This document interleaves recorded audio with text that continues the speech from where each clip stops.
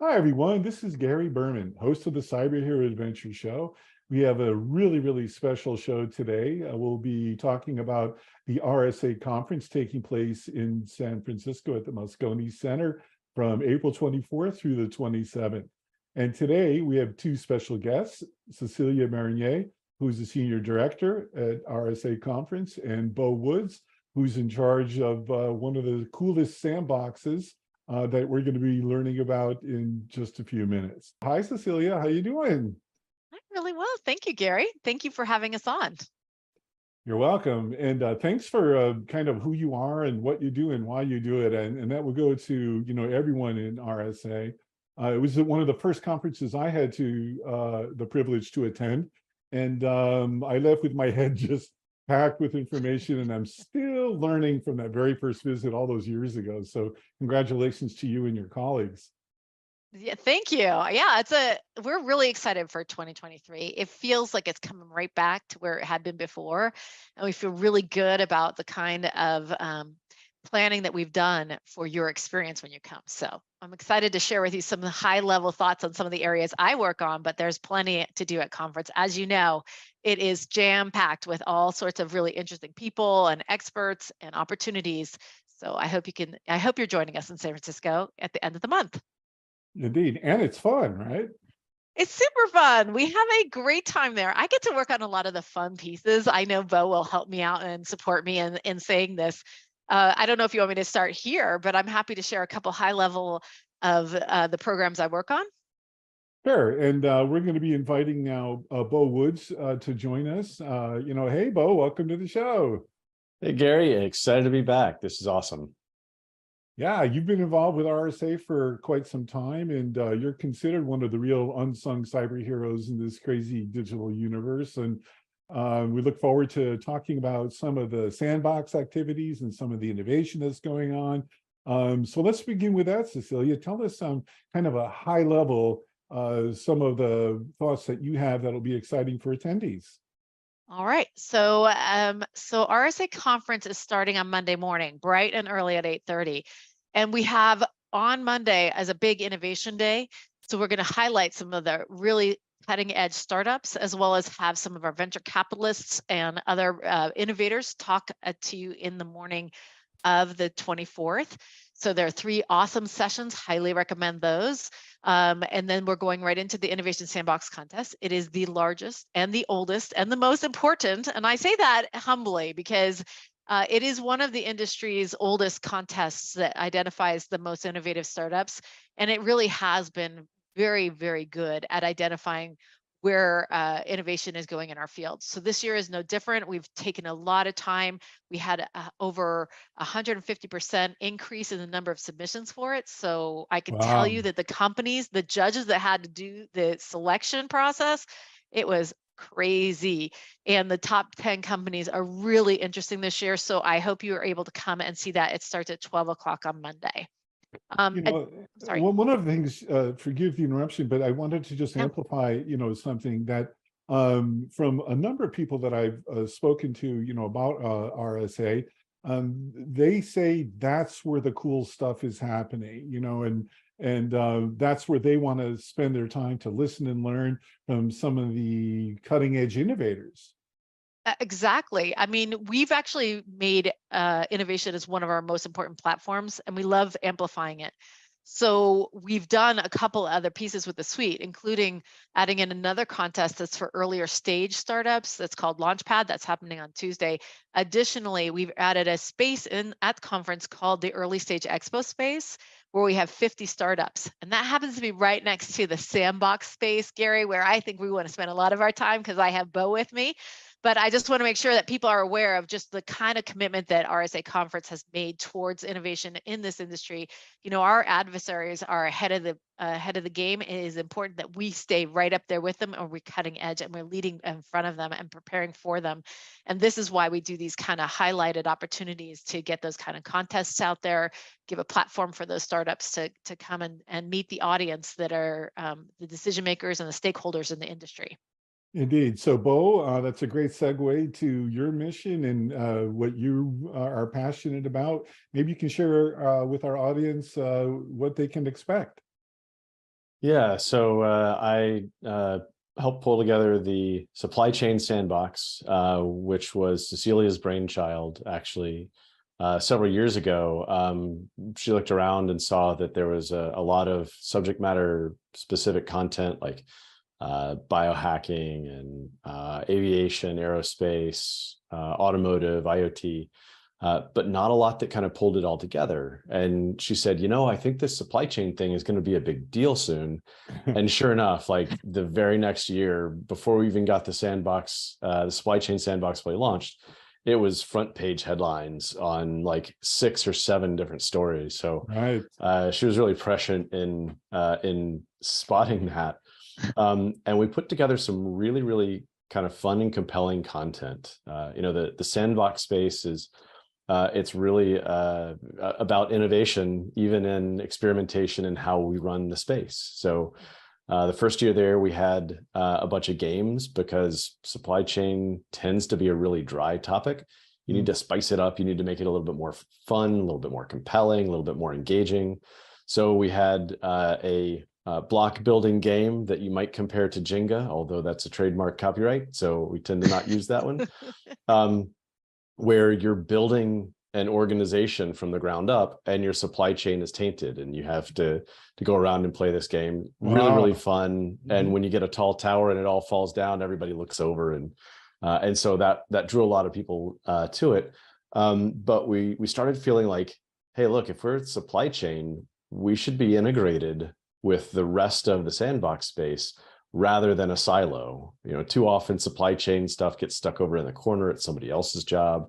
But really, it's across everything that we do. The supply chain fundamentally underpins it, because if it doesn't matter how good your operational security is, if the equipment, the network, the systems, the other infrastructure that you depend on is undependable, then it undermines everything else you do. So integrating that supply chain cybersecurity context within all of the other sandboxes, we think is going to be a really engaging platform this year, so that people can come and talk and understand how supply chain affects them within their specific context. Indeed. And unfortunately, there was a pretty big supply chain attack that happened in the last, week or so. We won't go into that at this moment, but I bet, that'll be driving a lot of the conversation for sure. And one of the cool things about this year's supply chain sandbox is you're attempting to predict 10 years into the future, right? Most of our audience is trying to get through tomorrow. How are you going to do that? Was that for me or for Cecilia? Well, Beau, that's for you. That's Are you kidding, Beau? You're the one that opened that door. Actually, so you know what? Actually, let me take a step back, Gary, though, because I want to make sure that we've covered how this is going to be integrated and who else is going to be at the sandbox. So our area of the sandbox is really that hangout zone. It's the place where you can do more hands-on activities, and it's finally a place where you can have a conversation with somebody about something a little bit more in depth. So we're including a couple of the villages from your DEF CON area, like the Aerospace Village or the Adversary Village, and also AppSec Village. So we're having all of these different groups that will come in and showcase just some small hands-on activities in the space. And what I asked Beau this year, so just to finish off though, let me go finish it off, because this way you'll have all of them. So there's Dark Art Sandbox, which is very much of a red teaming, purple teaming. ICS Sandbox, which is of course about SCADA systems. IoT Sandbox, which is the IoT Village, and they're actually bringing a toilet seat this time. So I just think that alone will make people interested. And then the last one is our pop-up sandbox. So we're going to do a little bit of I'm having Keenan Skelly come in, and she's going to do some XR VR stuff on Tuesday. We're having a badge, the actual like a physical badge that the people can hack in the space. The sandbox badge, you'll see it. It flashes lights. It's very cool. And then that's going to happen on Wednesday. And then on Thursday, we're going to actually invite US Cyber Games to this. But what I asked Beau to do at the beginning was, I was like, hey, listen, I want to have the sandbox. I don't want these to be siloed. I want this space to be more cohesive. So how can we bring supply chain sandbox and put it into these different areas? And then how can we conclude it? And so I'm going to flip it back to Beau to kind of talk about where he's putting it into each of these sandboxes. And then also just to finish off with what we're doing with Josh Corman at the end. And just before, Beau, you do that, Cecilia, I would love to have you or be your sidekick or your co-host, because you are fabulous. Thank you. You So, are the host. I'm just the co-host. I'm the sidekick. Sorry. So, Beau, it's to you then, maybe to amplify a little bit further how supply chain, cuts across everything, because it does. Oh, you're muted at the moment. You alluded to a supply chain attack that happened earlier in the week or last week. I think you can probably say that every week. Oh. It's becoming an increasingly recognized and looked for threat vector, both by defenders looking to shore up their supply chains, as well as adversaries looking to find the soft underbelly of the organizations that they want to target, or just to indiscriminately hit tens, hundreds, thousands of organizations in one swath.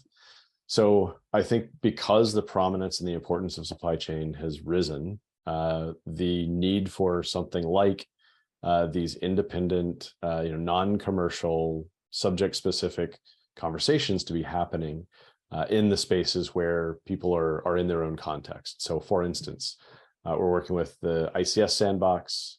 We've got some really, really smart experts in that area with the Cybersecurity and Infrastructure Security Agency, as well as the Edison Electric with Dave Botts, who's going to be there. Wow. And he's been doing a ton in electrical systems and ICS cybersecurity and supply chain for a decade or more.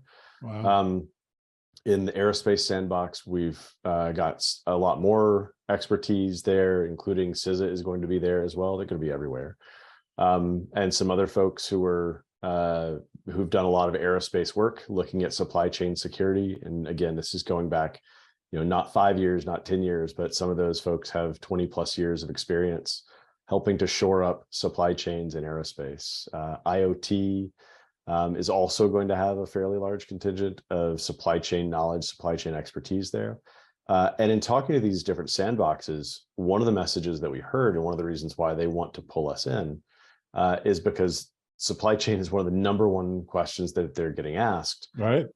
Anytime they talk to somebody about cybersecurity. So talking to somebody in the electric sector, hey, what's with all the supply chain stuff going on? How do we make sure we stay safe? How do we protect ourselves? How do we procure the right things so that we don't get blindsided by this? What's the deal with software bills and material? Like, how do you think about those? How do we integrate those into what we're doing? So it's really one of those things that is an emergent conversation that there's not a ton of historical expertise in. So we're just trying to take all of the stuff that we had containerized within our sandbox space for the past few years and really break it out, distribute it, ensure that it brings the whole event together and can be the tie that integrates everything, because of course, a lot of the supply chain for industrial control systems is the same supply chain that's in aerospace. It's the same supply chain in cars, in web applications, in IoT devices. I mean, the same software packages, the same hardware chips are in all of the things that we buy. We just don't necessarily recognize it. It's like the ingredients inside the stuff.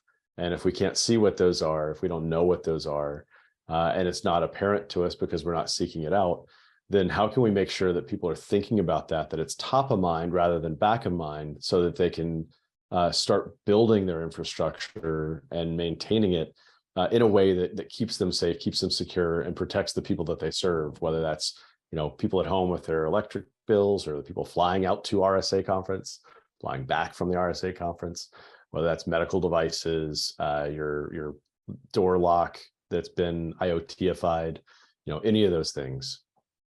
Yeah, I mean, and really, in some respects, you're now working to get on the same footing, at least, as the threat actors, because as I've come to understand this, the threat actors are horizontally structured. They share information freely, across everything, and the defenders, like you were saying, containerized or more vertically structured, and because of intellectual property or competition or rules or federal, state, local patchwork of regulations. They're limited about the ability to share. It sounds like this is a pretty big innovation, isn't it?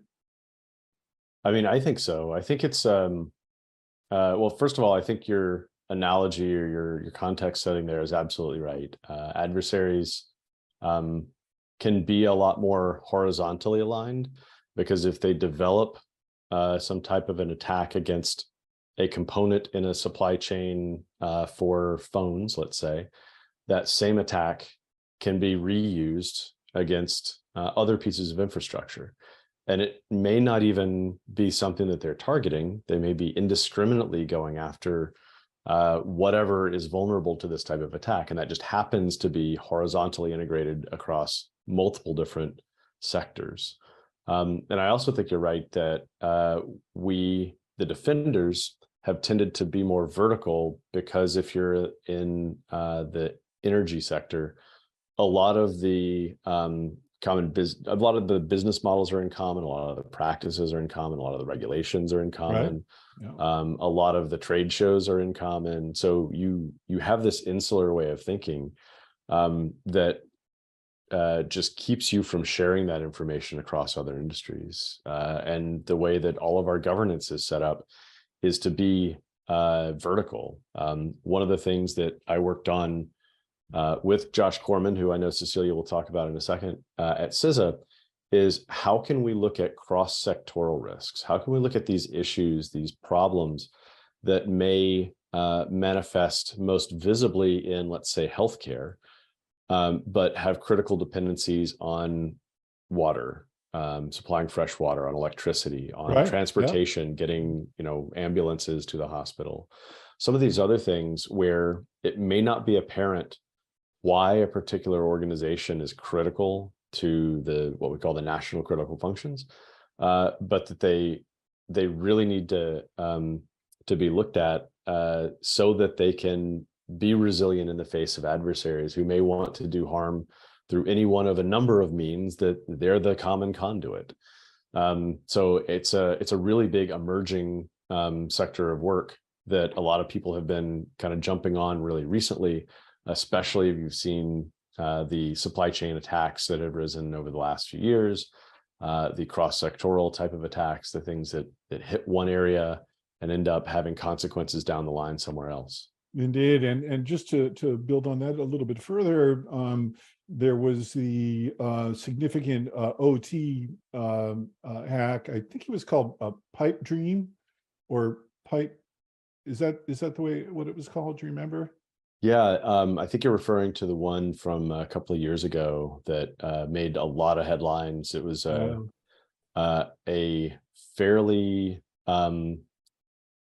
high skill actor, apparently, based on some of the reverse engineering that was done, put together some malicious software that deliberately was targeting industrial control systems.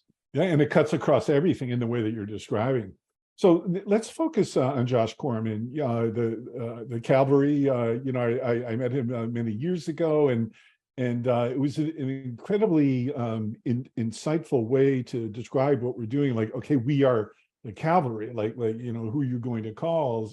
So Cecilia, why don't you share with us a little bit about Josh and the great work that he's done in the healthcare sector. Oh, I think you're on mute.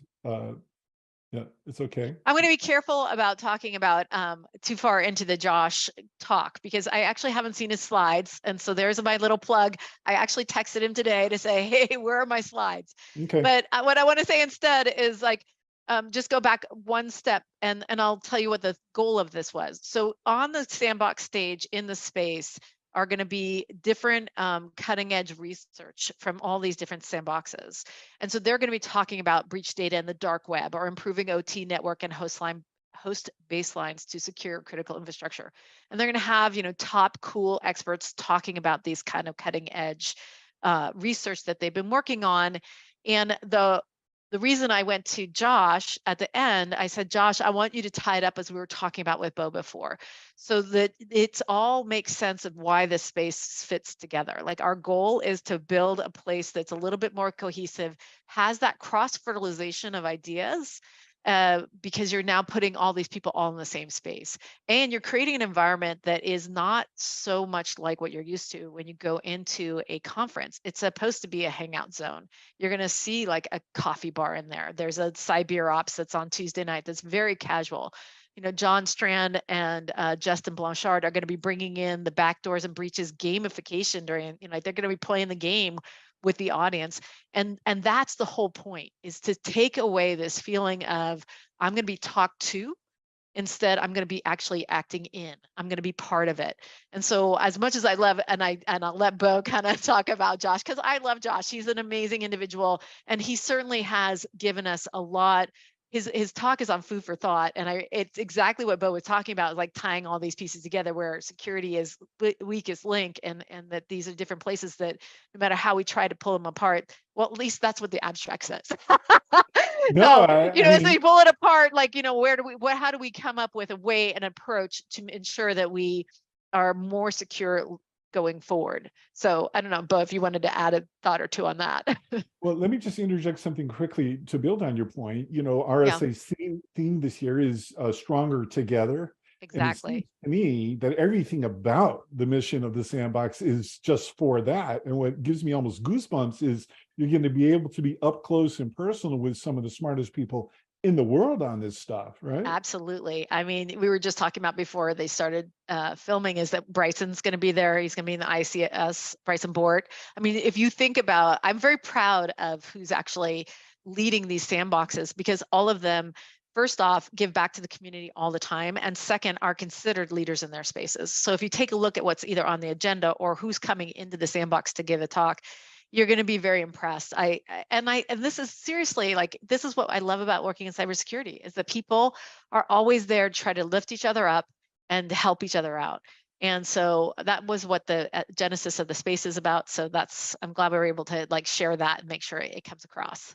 Let's talk about the space. So where are people going to meet? It's in the Moscone Center, obviously. What are the logistics of that? So the sandbox, this year we have this new badge. Well, that's not new this year, but it's the Expo Plus or the full conference badge. And that gets you onto the second floor of Moscone South. And on there, you'll have both the South Stage keynotes, which has some really insanely good keynotes that I highly recommend people looking at, and the sandbox. So these spaces are tied, again, kind of like giving people a sampling of just the smartest people in the industry. And that's 2 floors above where the expo hall is. So that's the huge, you know, we have over 550 exhibitors this year. So I hope that people come in. I know, it's crazy. We have, like, it's just so fun. And all of the people who are coming, all the government people are coming. You know, we have one session that this is what I love about RSA conference, is like when we say we're the intersection of technology, policy, and government, it's true, because we sit there, and business, excuse me, is we sit there and there's going to be a session on South Stage keynote right next to Sandbox that's with Chris Stapleton, who is, if you guys know him, he plays guitar and sings songs. Maybe you know Tennessee Whiskey. And his brother's at the FBI. And they're going to be talking about like the rights of music, like who's got the rights of music, and how that is actually potentially being challenged by some of the AI and all of that good stuff. So I personally, I mean, like, it's a crazy schedule. There are over 500 speakers. There are 270 sessions. I mean, it's a beast of an event. But it's such a fun event, and anything that you can imagine, you can get. Like, if you're looking at the tracks, you can see what we are bringing in for tracks. But that's kind of going beyond the sandbox. So I'll stop here. That's good enough. No, fantastic. And so, Beau, in the remaining couple of minutes that we have now, what are some additional thoughts that you'd like to make sure that our audience understands? Yeah, I mean, you know, I think Cecilia did a really good job of describing it. And as you think about the people who are going to be there, like, these are folks that you can walk up to and have a conversation with, right? We're going to be hanging out there. So if you want to talk to, if you see somebody who's going to be on the sandbox stage, usually you have the speakers walk off the stage and go and just hang out for another 30, 45 minutes, an hour, and have conversations with people. So if you want to pick their brain about something, if you want to ask them about what they think about something, or elaborate on something that they maybe didn't want to say publicly on stage, you can do that. You can come up and engage. There's going to be some birds of a feather type sessions that happen where people just use the sandbox space as a meetup and then just descend on it, and then go have casual chats amongst themselves, people who may not ever see each other in real life, but only over formats like this, over one of the video chat formats. So it's a really, really cool space. I think it's the best kept secret at the RSA conference. It's the real hidden cyber hero of maybe the event. Well, not anymore, because people are going to know about it. So just to wrap up, Cecilia, you mentioned something that caught my attention, which was beer. You're having a beer reception? Yes. So on Tuesday night, and we serve both.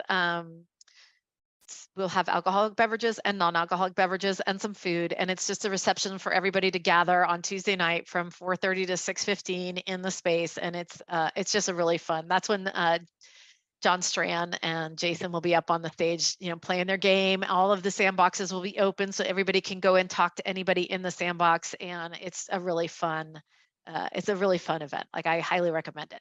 Definitely. Well, I can't wait. Sky and I are going to be in attendance there, and I hope we're going to be able to walk around in the same way as everyone else. We'd love to be able to do some stand-up interviews, some spontaneous sorts of things that we can share with our audience. In the meantime, how does our audience get more information about the sandbox? So I would highly recommend just going over to the RSA conference website and looking under programs, or looking under the agenda. You can see the sandbox. There's a special page that's dedicated to sandbox, and you can find all of our sandboxes there. So there's a lot of ways that you can learn more about it. But I think this is the best way, is just to listen, because I think Beau did an incredible job of sharing with you like why it's interesting. So I hope to see you all there. That's all I can say. I'll buy you a coffee. or in my case, a beer. A beer. Okay. There's this a cafe, and then there's the beer. So. Well, on behalf of a grateful digital universe, thanks so much for who you are and what you do, and most importantly, why you do it. And to our audience, we'll see you at RSA 2023.